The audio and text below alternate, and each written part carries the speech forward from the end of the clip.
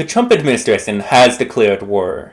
They've declared that the U.S. is being invaded by a Venezuelan gang, and they have illegally deported hundreds of Venezuelans without due process to a prison in El Salvador. So, the keen among my imaginary audience here, because I don't have an audience, is going to immediately notice that El Salvador is not Venezuela.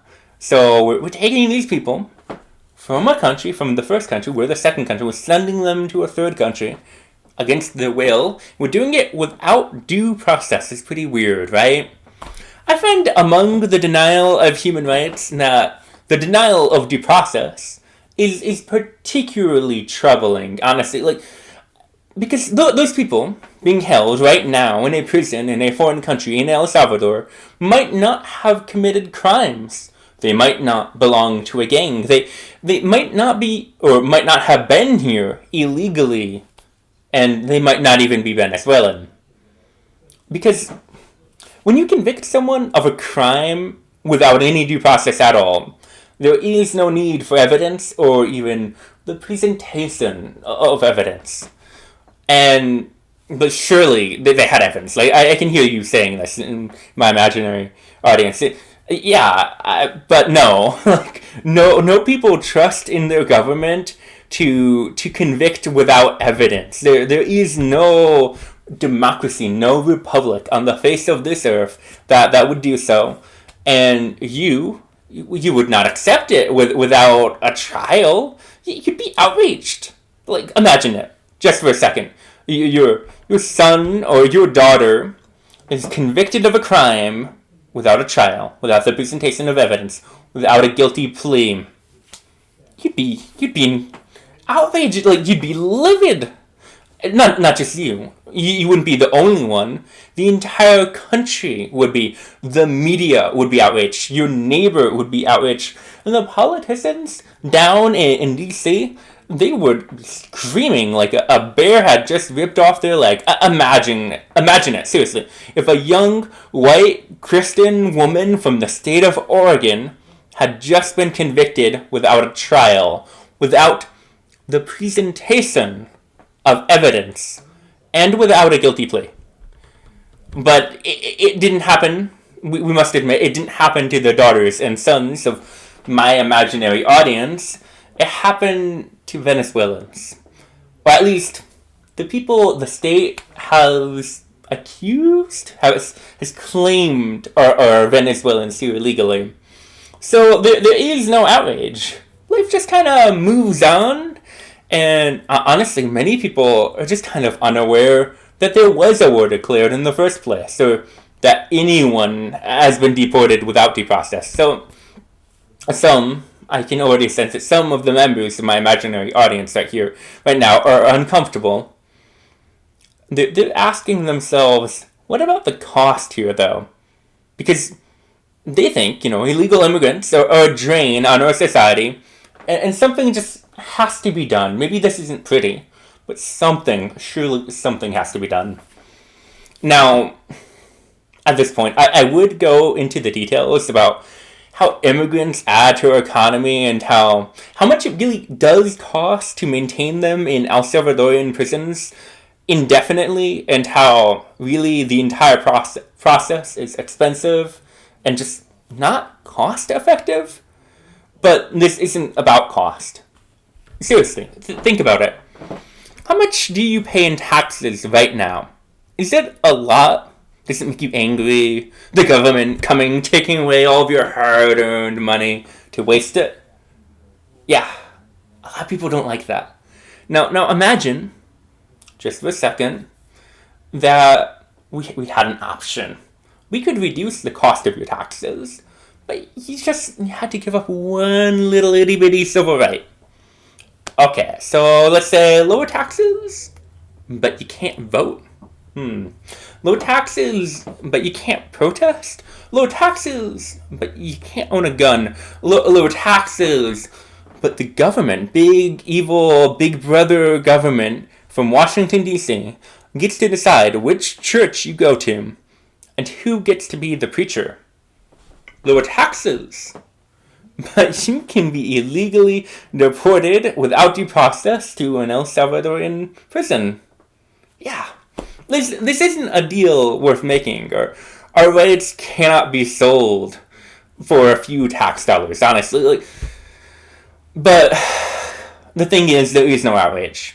Because it hasn't happened to you, my imaginary audience. At least it hasn't happened yet. And, I keep on thinking about that poem.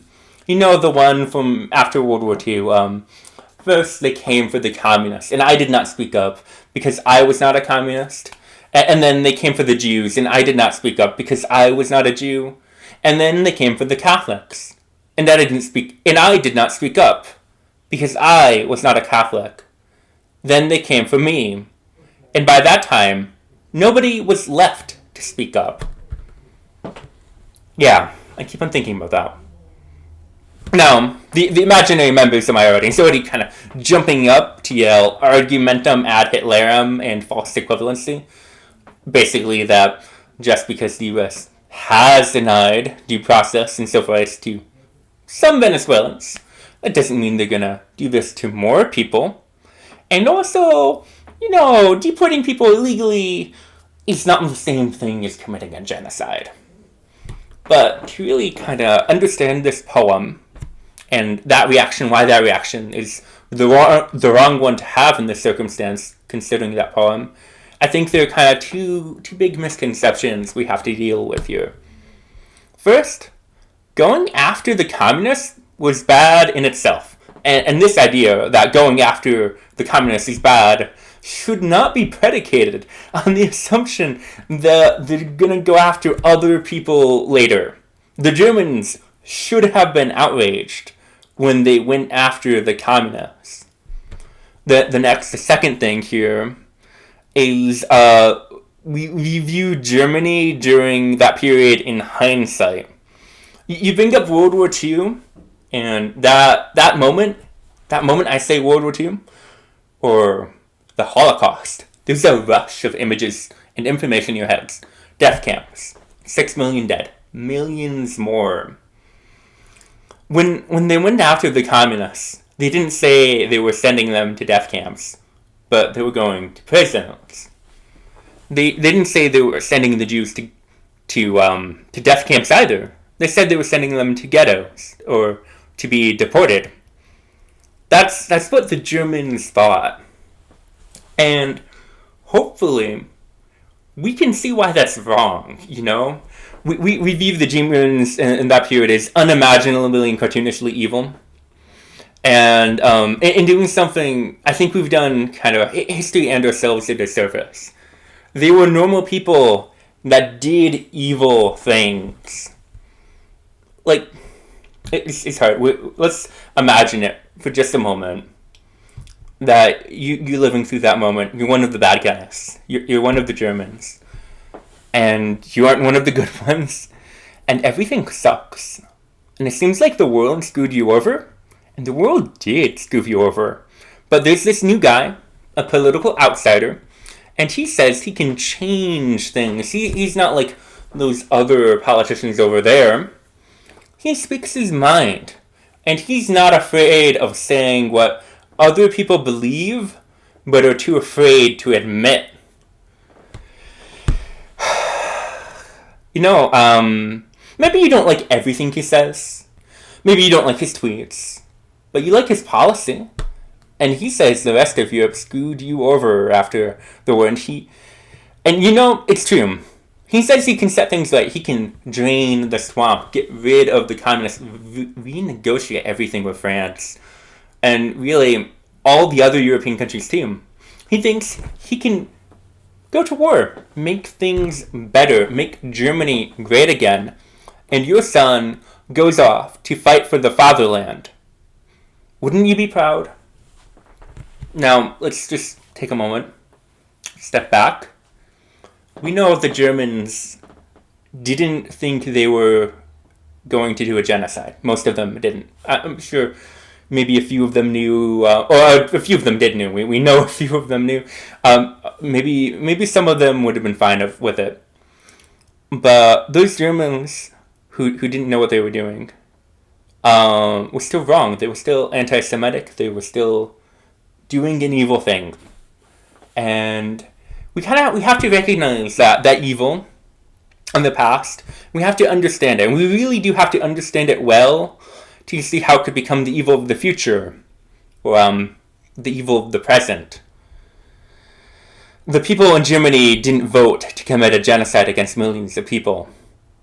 But what they voted for was still wrong. It was still homophobic. It was still xenophobic. It was still racist. It was still anti-Semitic. It was still queerphobic. It was still all of those problems. There was so many groups of people that they really did hate. They truly hated many of them. And they wanted bad things to happen to them. And maybe they didn't hate them. Maybe they just thought that their suffering didn't matter, you know? What does the suffering of another group of people mean if it's good for you, you know? Maybe it's okay if a few illegal immigrants really kind of suffer. But that's not your fault, you know? It's just to make your life better. It's all for the economy, right? That's the mindset I think we're really kind of dealing with here. But the German government knew that that's not what the people voted for. They did not make the death camps public. I mean, think of it. If I start talking about that genocide, about the Holocaust and those death camps, which is the first one to come to mind? It's Auschwitz, right? It's a big one.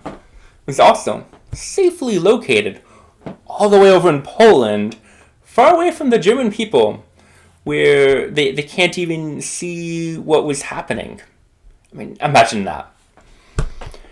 I don't know what's happening right now in Guantanamo Bay in Cuba, or where they've already sent deportees. I don't know what's happening in El Salvador in the prisons.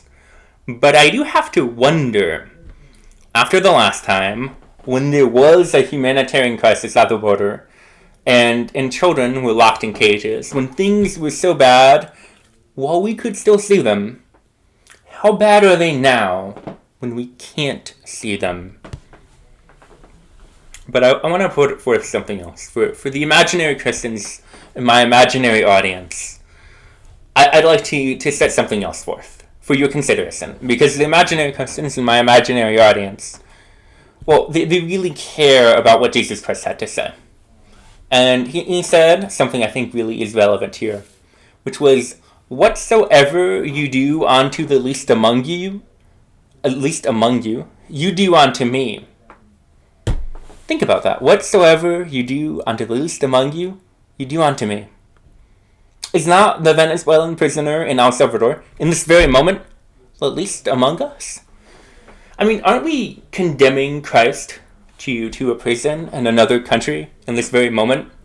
And I can feel that. I can feel there's a reaction in my imaginary audience. Some of the imaginary Christians do not like that. And what they're saying is, I'm taking his words out of context. So I implore you right now to go to your Bible and look it up, Matthew 25, 40 through 45, and tell me what part is out of context. How am I doing an incorrect reading? How is there any other conclusion you could possibly draw? I mean, is not the Venezuelan immigrant hungry? Is he not a stranger? Is he not a prisoner? To ignore his suffering is to ignore the suffering of Christ, and that's what we're doing. We're ignoring him. We're leaving him over there in El Salvador in this very moment. I know it's a lot.